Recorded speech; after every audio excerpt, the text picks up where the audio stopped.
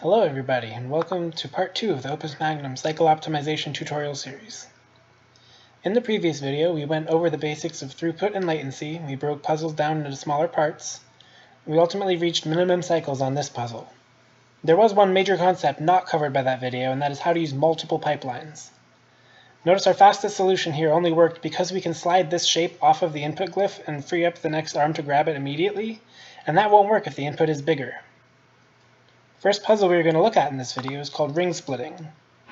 As far as the steps needed to solve it, it's not very complicated. There's 2 bonds to break, and you can do them in parallel, so you only need one handoff.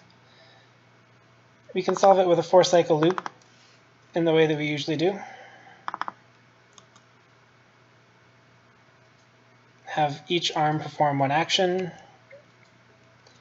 and drop the outputs wherever they line up. Well, what if we try to improve our throughput? Well, we mentioned already that sliding on a track will block the next input from spawning, so we can't get max throughput if we're doing the same 2-cycle loop on a track. If we grab and rotate and then slide on a track, we can get a 3-cycle loop.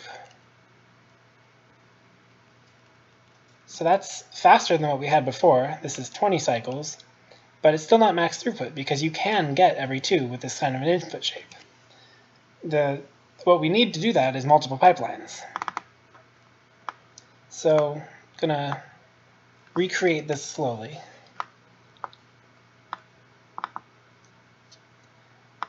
There's nothing stopping us in that, a close adaptation at least, of our old every 4 solution from just grabbing another output on cycle 3, or another input on cycle 3, and in fact you just solved this puzzle twice now. Once down below, and then once taking the piece that you have here and navigating it to the outputs, the same ones. That's the main principle behind multiple pipelines. You just solve the same puzzle twice in parallel, or as many times as you have pipelines in parallel. Notice, however, you only get one set of outputs, so sometimes you'll also have other things you can't put in 2 places like Van Berlo's wheel. There will be a lot of convergence issues for multiple pipeline solutions. The old ways of you move the atoms and you put the output wherever they land, they stop working, and it becomes important to have a strategy for getting things from a point A to a point B. First thing to think about in getting things from one place to another is angles. So I'm going to put back a little bit of the machinery. In this case, I still have 120 degrees to reach the output, so I'm going to put in one more. But say I didn't know to put the arm there. So now I know that I have 60 degrees left to get from this to this output. So I can comfortably put down the debonders.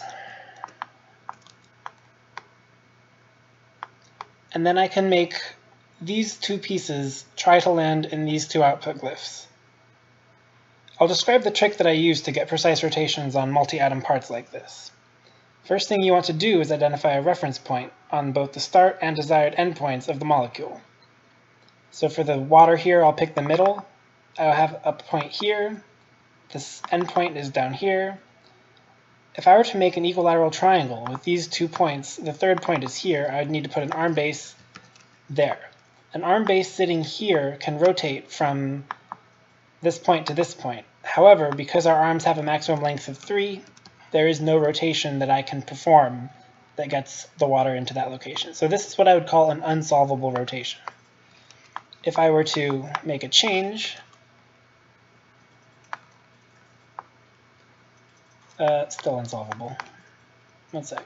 I want to do something that isn't the final solution so that it demonstrates it a little better. Here's one.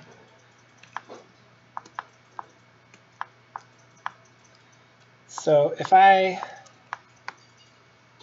reach this position, for the water, I can pick a reference point in the middle.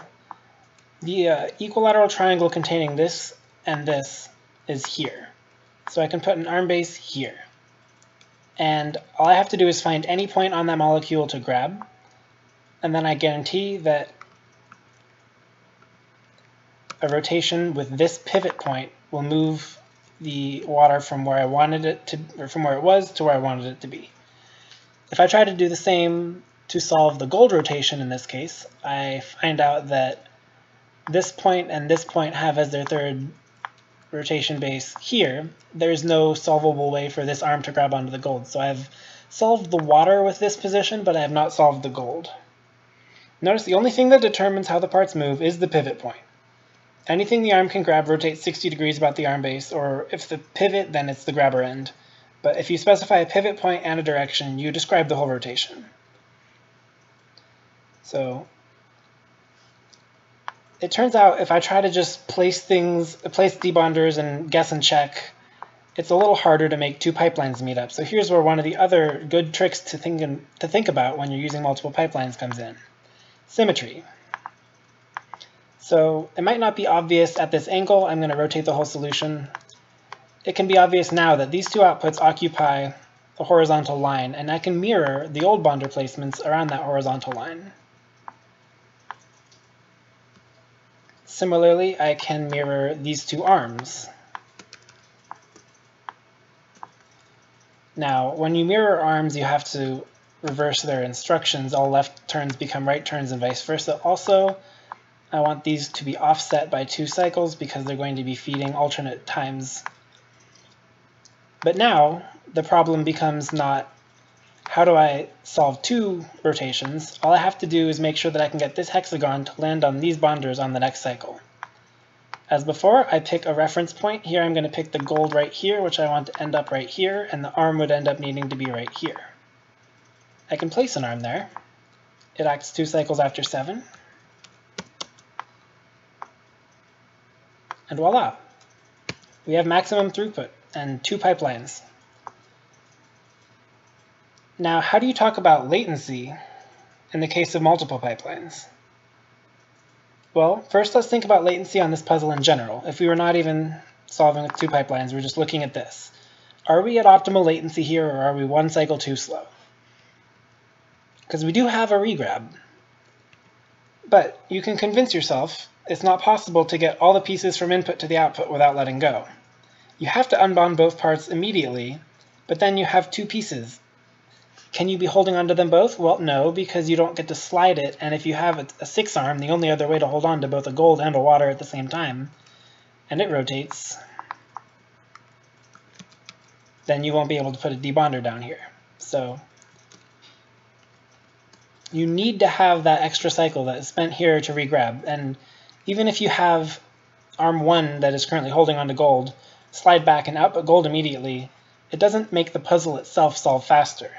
The puzzle doesn't count as done until you've dropped 6 of each, so our lower pipeline is optimum latency regardless of whether we move the gold faster or slower. Meanwhile, the top pipeline over here is definitely not optimum latency. There's 4 cycles lost here just moving things. So I would call this a +0 and +4 pipeline solution. I can rather trivially turn it into a +2 by having 6 rotate the other way.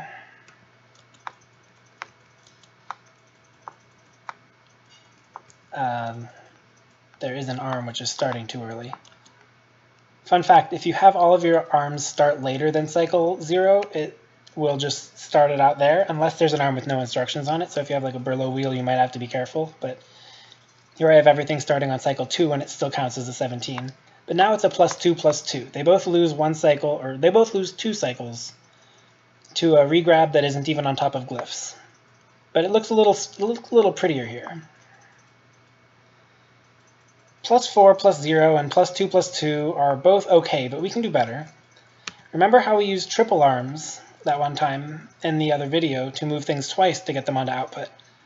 That achieves 2 rotations as well, which in our case is exactly what we were missing before. We were trying to do so many rotations because this output needs to rotate 3 times in each direction to get onto output.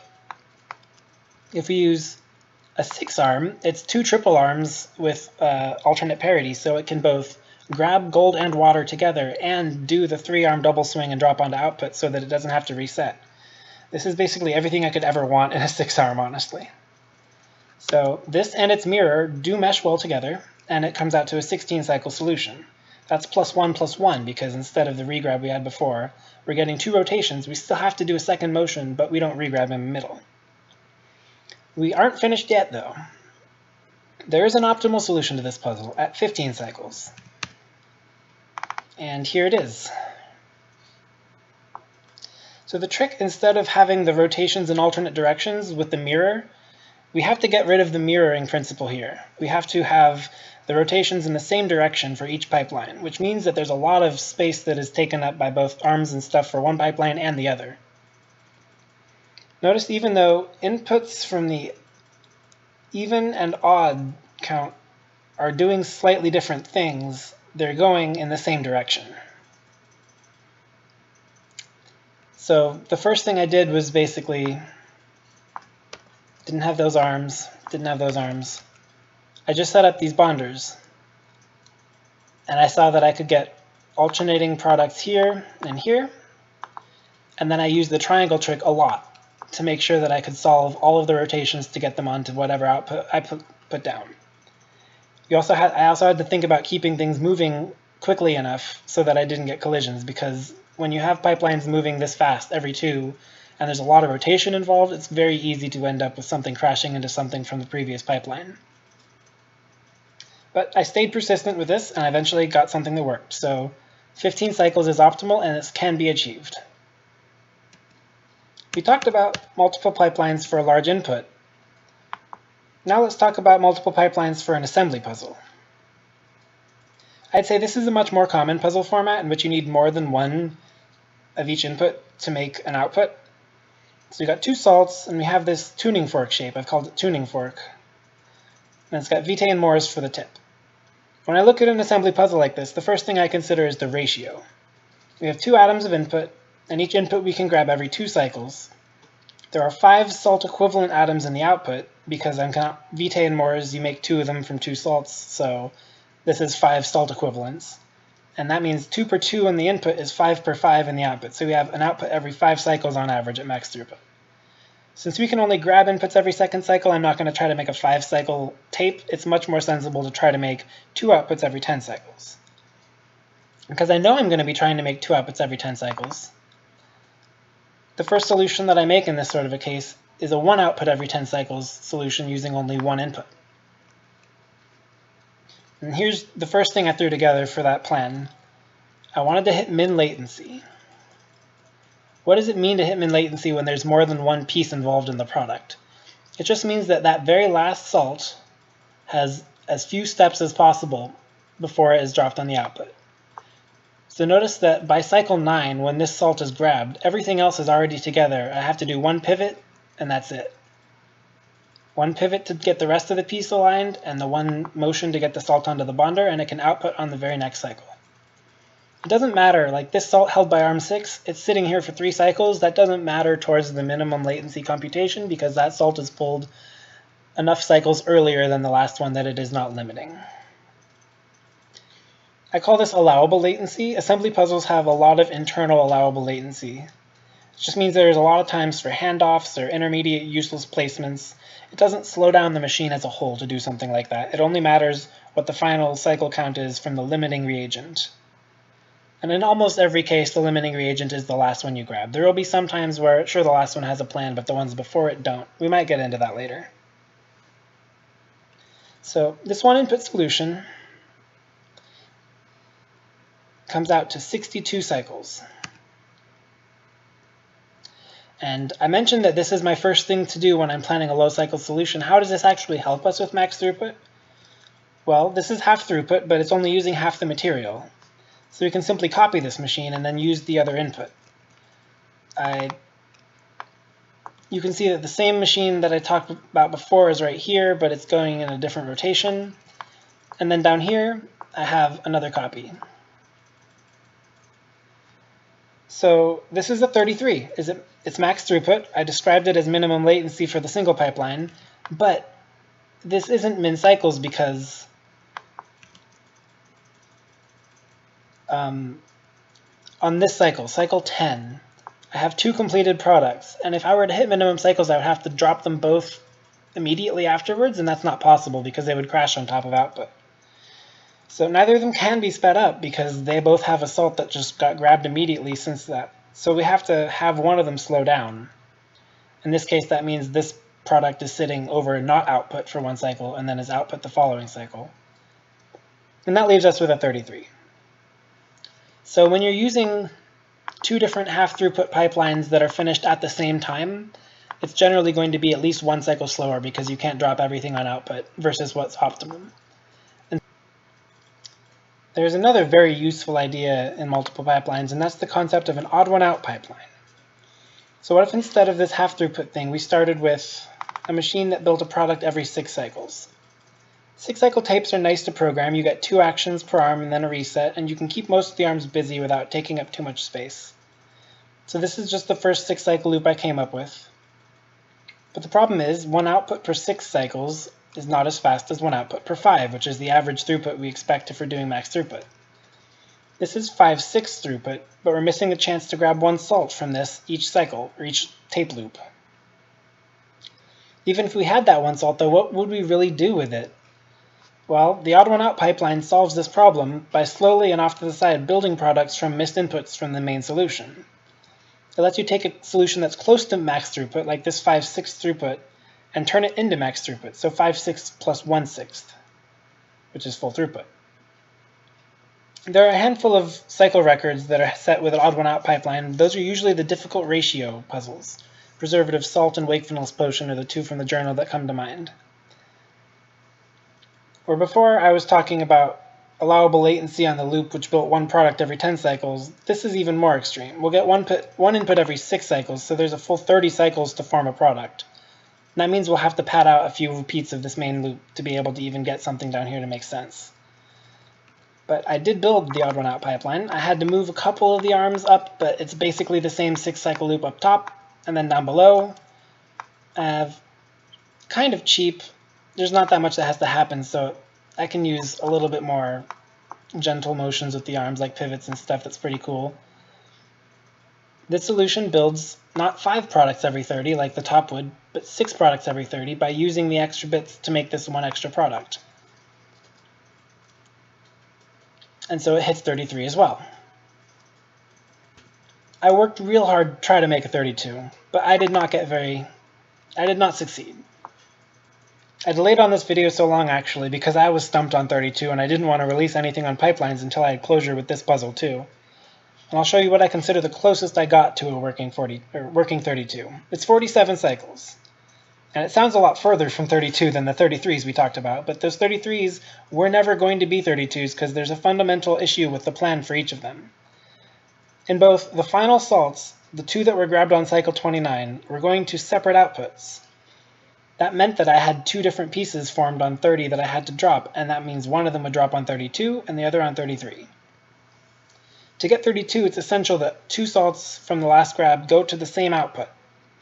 And that means I have to have a multi-bonder, because from this output, the only way to put 2 salts in is to have them be the central salt and the one to its left, and they have to drop onto a multi-bonder where you're having a Vitae and Moore's salt. I actually made a solution around that plan, and here it is. So there's a completed product, and 2 grabs that are going to happen on the next cycle will both go into the multi-bonder, and that'll drop.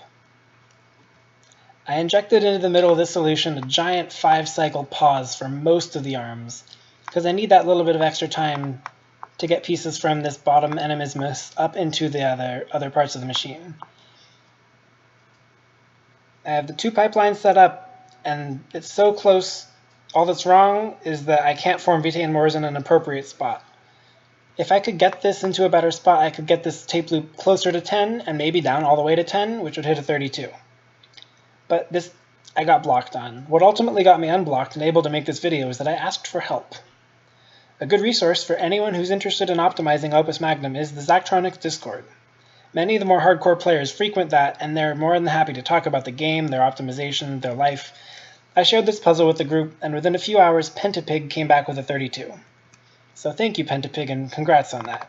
Here is Pentapig's solution with a small modification that I made to make it a little bit cheaper. But he took the shared rotations idea from our 15 on ring splitting a step further, and he actually is sharing the glyphs. He's going to use the multi-bonder for both the odd and even outputs, and the animismus for both the odd and even outputs. Makes it a lot more compact and makes it a lot more reasonable to try to get enough arms around it to navigate everything into place.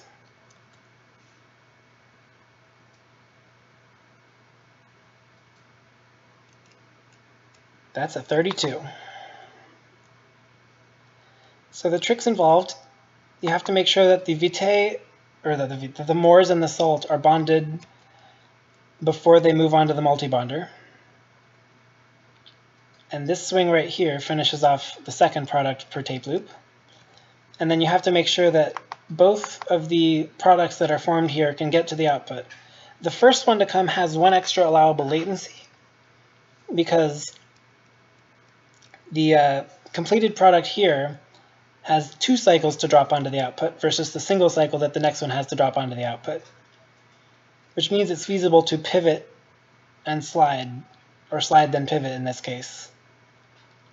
And this one will drop on the same cycle the next one rotates in, so that the last one, the even numbered products, do hit min latency. It's a very clean 32. I'm very impressed with how compact it was. I was afraid that the eventual successful 32 would be a monster, so really congrats Pentapig on a very great solution. But that's it for this video. I hope you've enjoyed, and if you have suggestions for future additions to the series, please feel free to leave a comment.